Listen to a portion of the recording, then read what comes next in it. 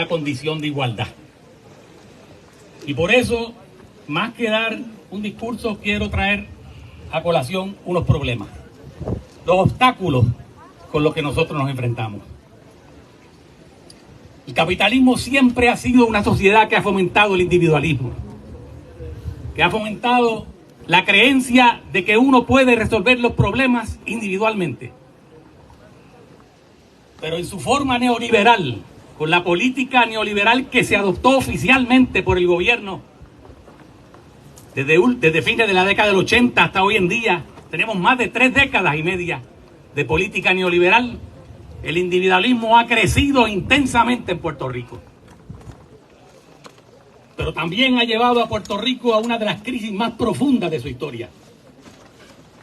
La comparación con la década del 30, podemos encontrar en esa comparación muchas semejanzas, muchas analogías, pero hay una diferencia fundamental.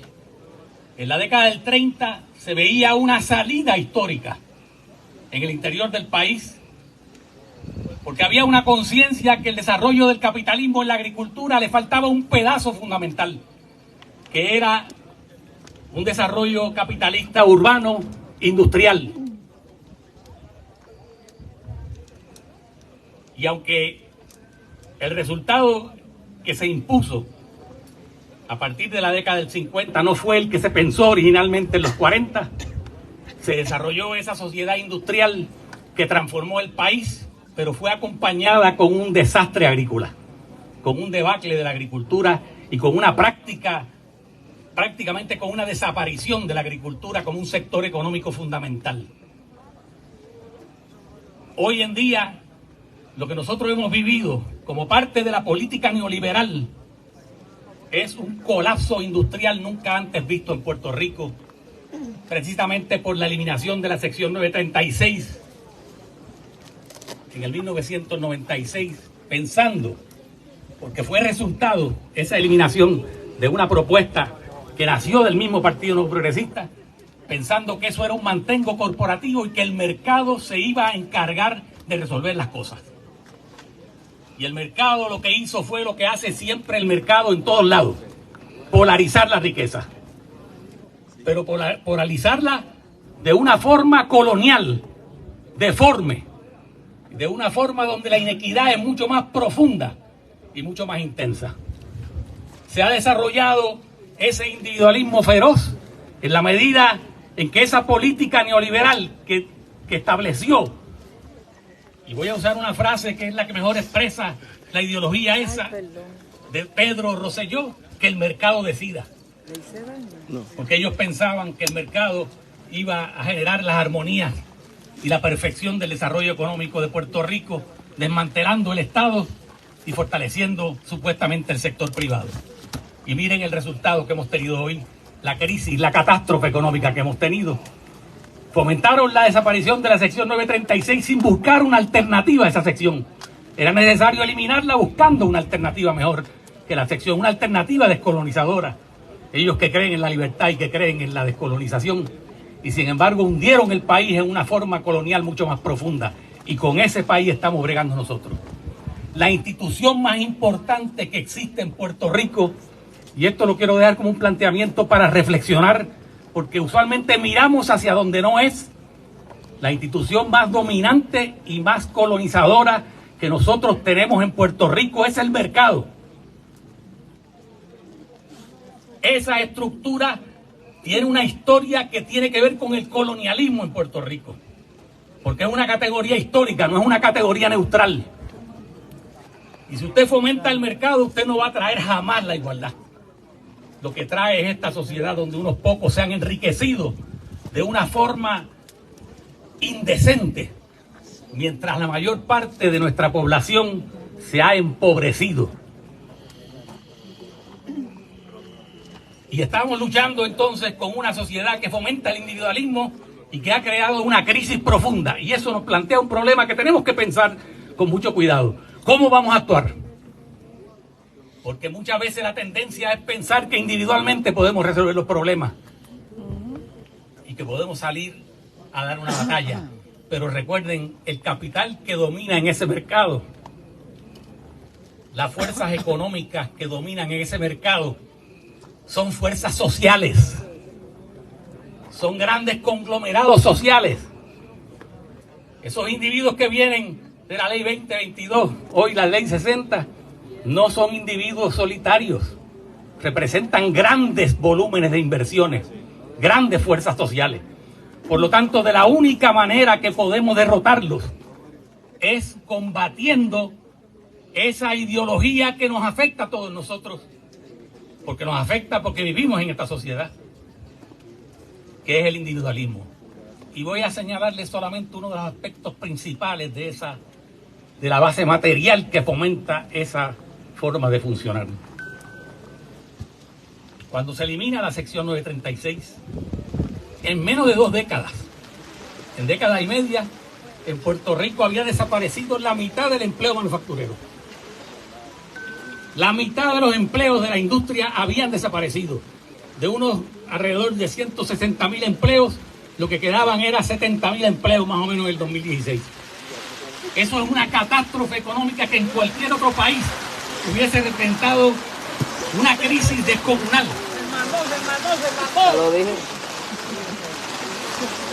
¿Por qué en Puerto Rico no se dio esa crisis? Con la fuerza que debió haber operado, por toda la ayuda federal que ha sido canalizada hacia este país, que lo que ha tratado es de movilizar la protesta en nuestro país.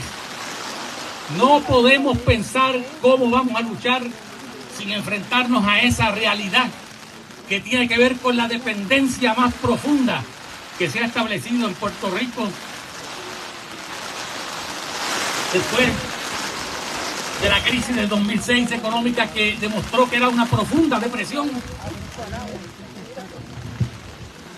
Es un privilegio realmente que me avergüenza, ¿verdad?, estar aquí yo bajo la carpa y ustedes mojándose. ¡Ey! ¡Ey! Pues esa desaparición de decenas de fábricas en Puerto Rico debilitó, achicó el aparato productivo del país.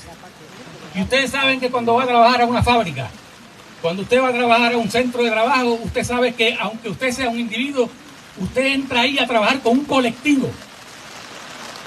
Porque la producción, así como la distribución de las mercancías, pone énfasis en el colectivo humano que lleva a cabo el trabajo, aunque usted le toque una parte particular de ese trabajo.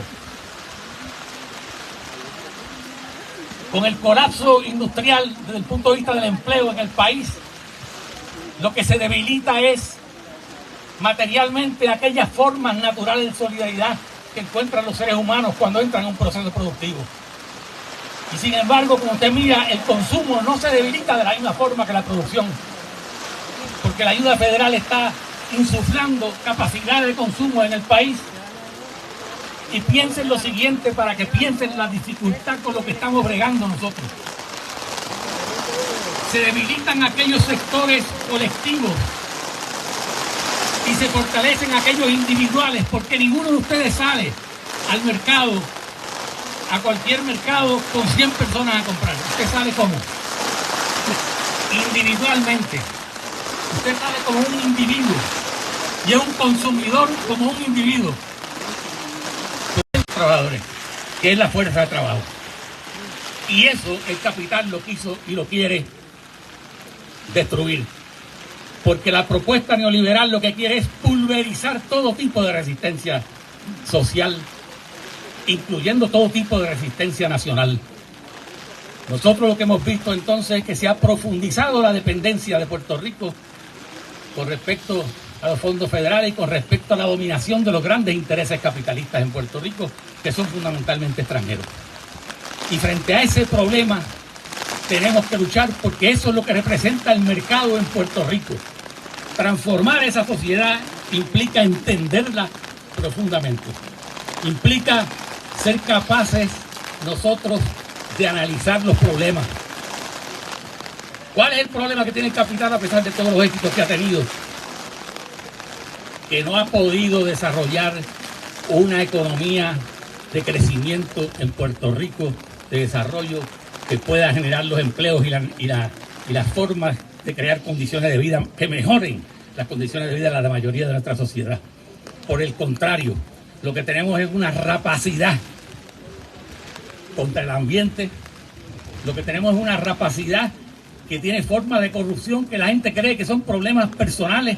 No son problemas personales. La corrupción en Puerto Rico no tiene que ver con las personas, tiene que ver con una estructura económica compleja, porque la corrupción es una forma de acumulación de capital en Puerto Rico actualmente y no va a eliminarse hasta que no eliminemos esta sociedad.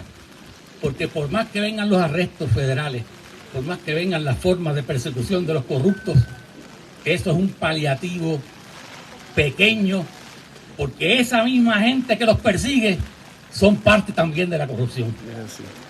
Las formas de corrupción no se van a resolver pensando que podemos elegir un tipo honesto si no transformamos radicalmente esta sociedad, si no la descolonizamos, si no la ponemos en ruta hacia la libertad, hacia la independencia de Puerto Rico. Pero no es un camino fácil, compañeros. Tenemos que reflexionar si queremos hablar en serio. Y si queremos honrar a los compañeros aquí que murieron en Maravilla, tenemos que pensar cómo vamos a organizar la voluntad colectiva en un contexto que tiende a acentuar nuestra individualización. ¿Cómo vamos a convertir en una riqueza, en términos de acción, de aquellas ideologías dominantes que nos afectan a todos y que evidentemente al afectarnos a todos y propulsar el individualismo consolidan o propulsan formas de sectarismo? Nosotros sabemos que cuando estamos recibiendo nuestra luz eléctrica en la casa, luz falla todos los días. Y nosotros sabemos que las condiciones de la crisis nos afectan a todos. Y es desde la crisis que va a surgir en Puerto Rico una acción comunitaria realmente capaz de transformar a nuestra sociedad. Ahora, no olvidemos que hay una quiebra interna en nuestra sociedad que es profundamente importante atender. Si ustedes miraron la última actividad, la última marcha que hubo en San Juan, que yo le llamé la marcha del bastón, porque era la marcha de nosotros los que nos hemos sentido amenazados de que nos van a expropiar ahora el pasado. Porque la amenaza a las pensiones no es otra cosa que la expropiación del trabajo pasado nuestro. Nosotros lo que veíamos allí en esa marcha era una ausencia de gente joven. Faltaban los jóvenes. No es que estén desmovilizados, tienen otras formas de operar. Pero tienen formas de operar que muchas de ellas siguen siendo también individualistas. Tenemos que buscar la manera de coordinar toda la angustia que hay en Puerto Rico. Tenemos la necesidad de coordinar lo que decía un pastor en un programa de radio que tuvimos hace unas semanas, el agotamiento emocional de Puerto Rico ante la angustia que vive. Y tenemos que transformar ese agotamiento en esperanza, como se dijo aquí anteriormente. Tenemos que transformar eso en ilusión de que podemos vencer. Pero eso lo tenemos que hacer conectando los trabajos pequeños y humildes de todos nosotros. Porque la liberación nacional de un país no es producto de grupos pequeños. La liberación nacional de un país es producto de una fuerza masiva que sea capaz de enfrentarse a otra fuerza masiva que es la del imperio y es la del capital. Por lo tanto, tenemos que poner énfasis en aquellos elementos que nos conectan unos a otros. Y yo creo que una de las formas más importantes de esa conexión es el respeto.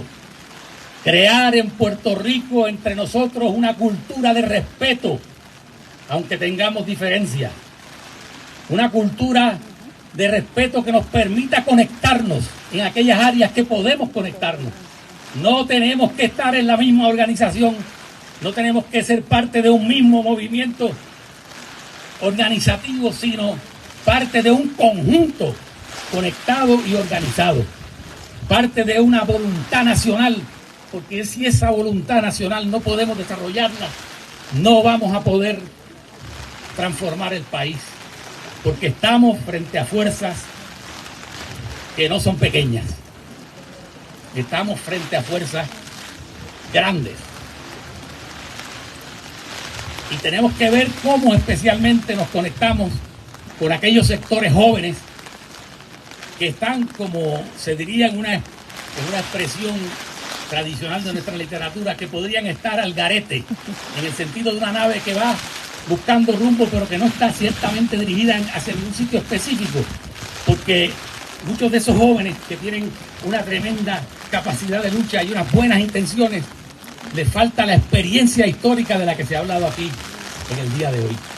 Falta el conocimiento de las dificultades de todo ese terreno donde se ha derramado incluso tanta sangre y donde ha habido tanto sacrificio para levantar la conciencia de este país. Y es cierto que la conciencia se puede mantener viva porque una minoría la mantiene viva.